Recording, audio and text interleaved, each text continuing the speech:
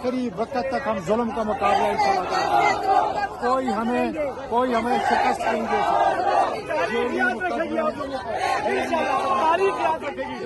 आने वाली नस्लें याद रखेगी।